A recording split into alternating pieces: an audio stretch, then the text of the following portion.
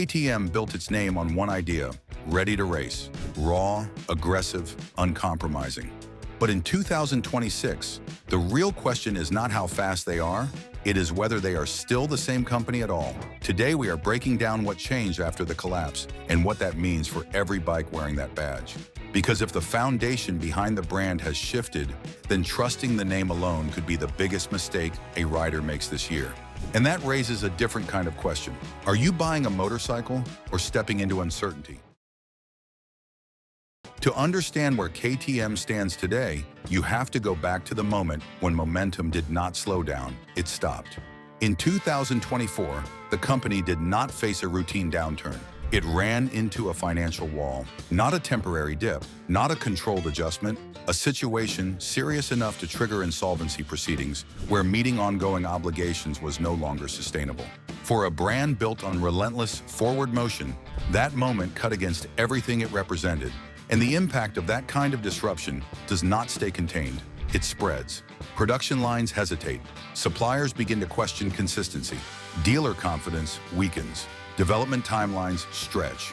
What once moved with precision starts operating under strain. This is where the narrative shifts, because what followed was not gradual recovery. It was immediate intervention. Bajaj Auto moved quickly, faster than situations like this typically allow. Not over extended negotiations or slow restructuring phases, but with decisive action aimed at stabilizing the brand before deeper damage could take hold. On the surface, that looks like resolution. A company faces pressure, receives support, and continues operating. From a distance, it appears controlled. But speed at that level introduces a different kind of tension. Because when stabilization happens that quickly, it is rarely driven by opportunity. It is driven by necessity. And necessity changes how decisions are made. If this is exactly how you want to break down a bike before putting your money on the line, hit that like button, drop a hype, and subscribe. Because that is what keeps this channel focused on real ownership truth, not surface-level reviews. And that truth is getting harder to find because the industry is in a defensive crouch. When survival becomes the priority, direction shifts. Long-term ambitions give way to immediate correction. Cost structures tighten, risk tolerance narrows, and control, quietly but significantly, begins to move.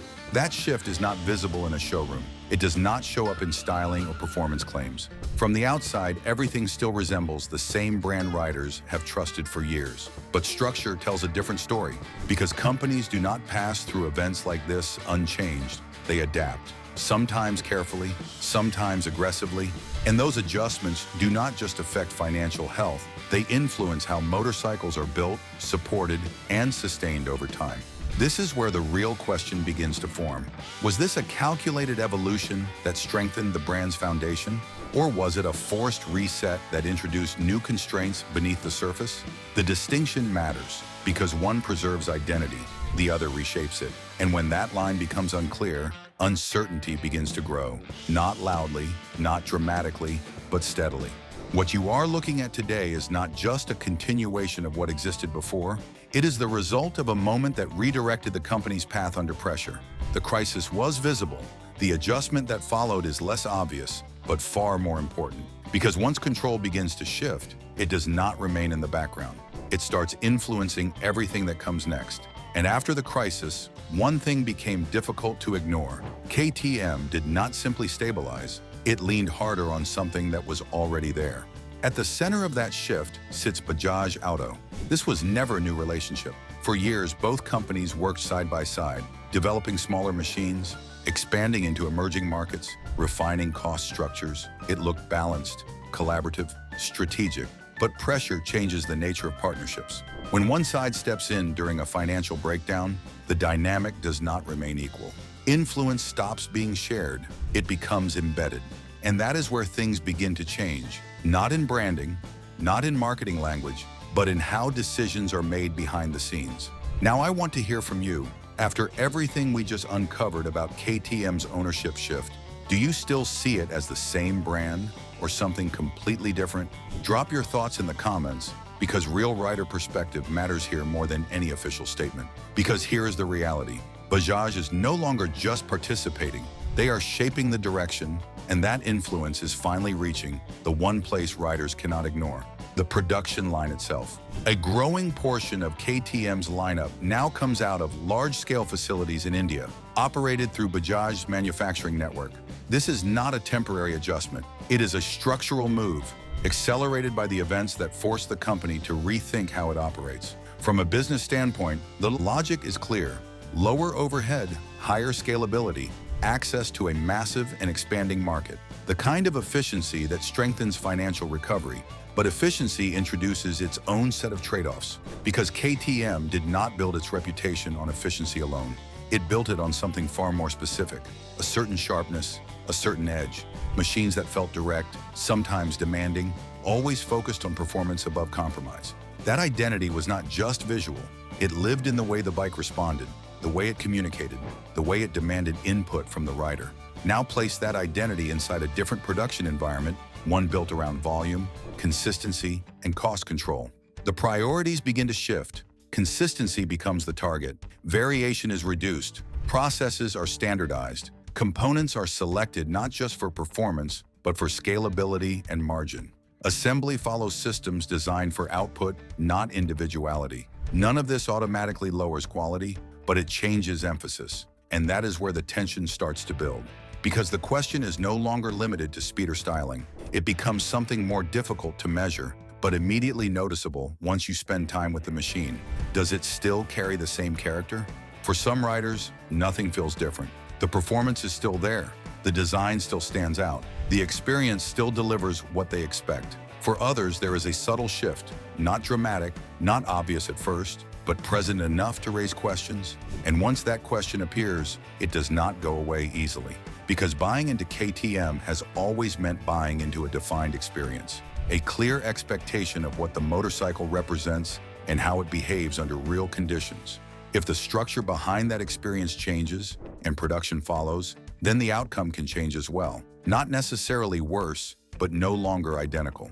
And when you are paying for something built on a strong identity, not identical becomes a serious consideration. So this is not about labeling the shift as positive or negative. It is about alignment. Is the motorcycle you are considering still built on the same principles that created the brand's reputation? Or is it now shaped by a different set of priorities, ones that emerged under pressure? Because when control moves and production evolves with it, identity rarely stays untouched. And for most riders, that only matters if it shows up where it counts, in the machine itself. Before the crisis, KTM already carried a mixed reputation, and experienced riders knew it. Not failure across the board, not unreliability in every case, but patterns that kept showing up often enough to earn a name. Electrical inconsistencies, sensors acting up, heat management complaints, components wearing sooner than expected. Individually, none of these defined the brand. Together, they became part of the ownership story. At the same time, KTM delivered something few others matched: sharp response, lightweight feel, an aggressive edge that made every ride feel intentional. For many riders, that trade-off made sense. You accepted a few imperfections because the machine gave something back that competitors often diluted. That was the balance. But that balance only works when both sides hold. Now the conversation has shifted. It is no longer about isolated issues showing up here and there. It is about whether the entire experience has become more consistent, day after day, mile after mile. On the surface, progress is visible. Newer models appear more refined. Electronics behave with greater stability. Fit and finish feel more controlled. There is clear effort behind the scenes to correct earlier weaknesses, especially in high-volume segments where expectations are less forgiving. That suggests movement in the right direction. But ownership does not happen on paper.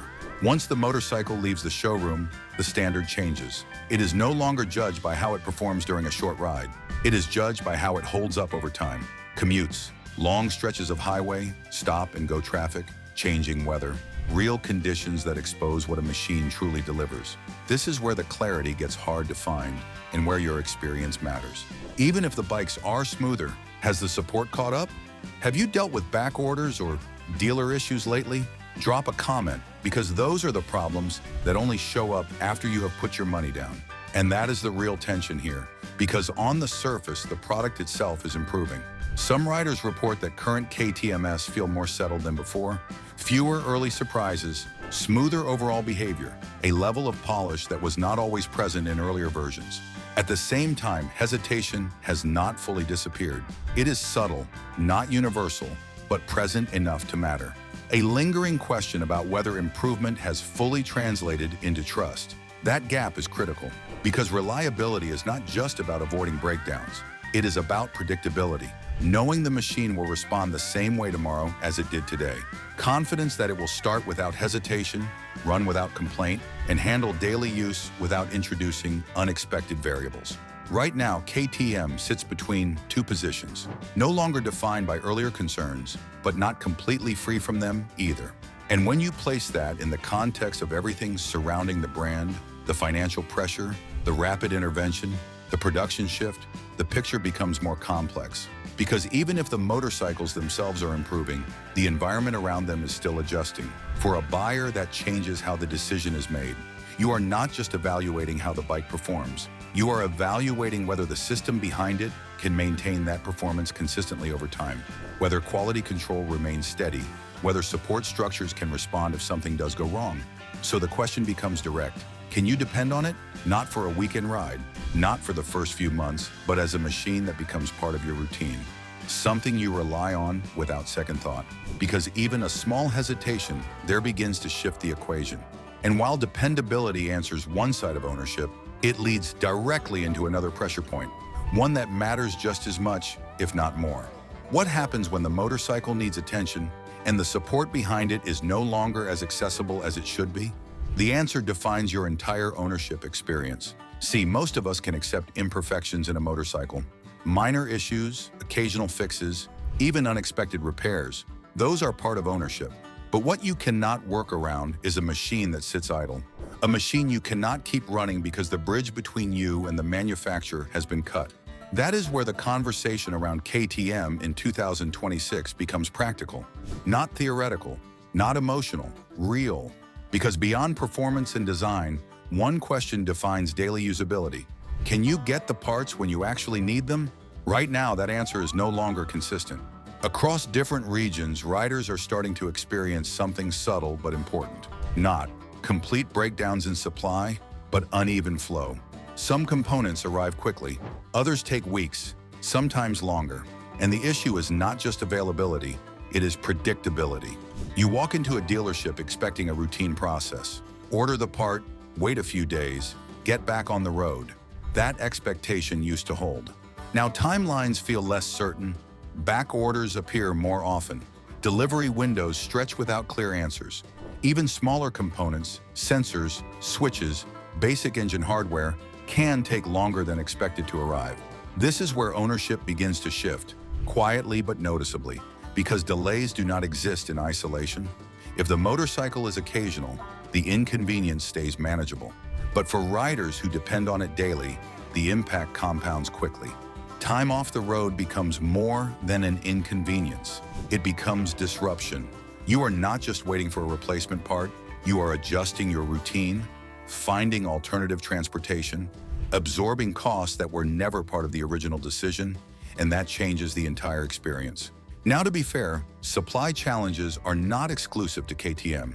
Global manufacturing, logistics networks, and distribution systems have all faced pressure in recent years. Delays happen, disruptions occur, but context matters. When a company moves through financial instability, when production shifts across different regions, when operational control changes hands, small inefficiencies do not remain small, they expand. Because parts availability depends on coordination. Factories, warehouses, shipping channels, dealerships, each step has to align. And when that alignment weakens, the rider feels it directly, not in theory, but in downtime. This is why support matters more than specifications. A motorcycle can deliver exceptional performance on paper, but if it cannot be maintained consistently, that performance becomes irrelevant. Every additional day off the road reduces not just usability, but confidence. And confidence is what ownership is built on. So when evaluating KTM in 2026, this becomes part of the equation whether it is advertised or not. Not how the motorcycle performs when everything is working, but how quickly it recovers when something fails. Because that gap, that waiting period, is where frustration builds. And once that frustration takes hold, the perception of the machine begins to change. It stops being something you enjoy and starts becoming something you manage. And when ownership starts to feel like management, the next question is no longer about keeping the bike. It becomes something else entirely, what it is worth when you decide to walk away. That value is not a random number. It is the final tally of the ownership experience. Up to this point, everything we have examined shapes how you live with the motorcycle. The riding experience, the maintenance, the day-to-day reality.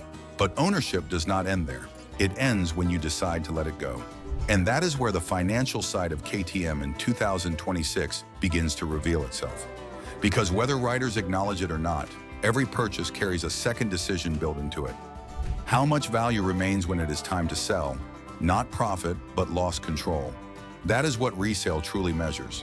It is not just a price, it is a signal, a reflection of how the market views the brand, how confident the next buyer feels stepping in, and how much uncertainty they factor into that decision. Right now, KTM sits in a complicated position. The appeal has not disappeared. Performance is still strong. The design still attracts attention. Certain models continue to draw interest from enthusiasts who prioritize riding character above all else. But interest alone does not sustain resale value. Confidence does. And this is where the separation begins. Manufacturers like Honda, Yamaha Motor Company, and Kawasaki Heavy Industries have spent decades building a reputation around consistency. Buyers understand what to expect: dependable engineering, stable ownership costs, and strong parts support. That predictability carries forward into the used market, where confidence remains high and values hold more firmly. On the premium side, BMW Motorrad approaches the equation differently. Higher entry cost, but supported by structured systems, brand stability, and long-term positioning. Buyers are not just paying for performance, they are paying for assurance that the motorcycle will retain value over time. KTM does not fully align with either side. It does not offer the same long-established stability as the Japanese brands, and it does not operate within the same structured premium framework as BMW. Instead, it occupies a space built around performance, but now surrounded by uncertainty, and uncertainty carries a cost. When buyers approach the used market under those conditions, behavior changes. They hesitate, they question more, they negotiate harder. Most importantly, they begin to factor in risks, reliability concerns, parts delays, and the brand's recent instability. That pressure leads to a clear outcome. Depreciation accelerates, not always dramatically, not across every model, but enough to shift the financial equation in a measurable way. Which brings the decision back to you. Because buying a KTM in 2026 is not just about what you are willing to spend today, it is about what you are prepared to give up later. Resale value is not something you control. It is determined by how the next buyer sees the brand when your ownership ends. And that raises a critical question. When the time comes to sell, will your KTM be seen as an opportunity or a risk that needs to be discounted? Because that difference does not stay theoretical. It comes directly out of your pocket. And when that financial pressure begins to connect with everything else we have discussed, the situation becomes larger than any single factor. It starts to form a pattern, one that becomes much harder to ignore when viewed as a whole. But to see that whole, you have to resist the urge to compartmentalize. At this point, it is easy to isolate each concern and reduce its importance. We treat a few reliability concerns as manageable and parts delays as merely frustrating. But in the used market, those compartments disappear. Individually, none of these feel decisive, but ownership does not operate in isolation. Because in reality, these factors do not stay separate. They accumulate. And once they begin to accumulate, the entire risk profile changes. Start at the base layer: control. After the crisis in 2024, KTM's direction is no longer entirely independent. With Bajaj Auto influencing the structure, priorities naturally shift. Recovery, efficiency, and scalability begin to share space with performance and engineering ambition. That shift does not immediately break the product, but it redefines what drives it. Then comes production. As manufacturing expands into larger, more centralized systems, the balance changes. Cost, output, and consistency begin to carry more weight. Again, not inherently negative, but different from the focused, performance-first identity that originally defined the brand. Now layer in reliability. Progress exists, improvements are visible, but confidence has not fully stabilized. And when a brand is still rebuilding trust, even minor inconsistencies carry more impact than they once did. Next comes support. This is where abstract concern becomes tangible, because the moment something fails, and eventually something will, the experience shifts. You are no longer evaluating performance. You are dealing with delays, downtime, and disruption. Then comes resale. The market is already adjusting, not dramatically, but enough to signal caution. Buyers hesitate, they negotiate, they factor in uncertainty before committing. Now step back. What you are looking at is not a single issue.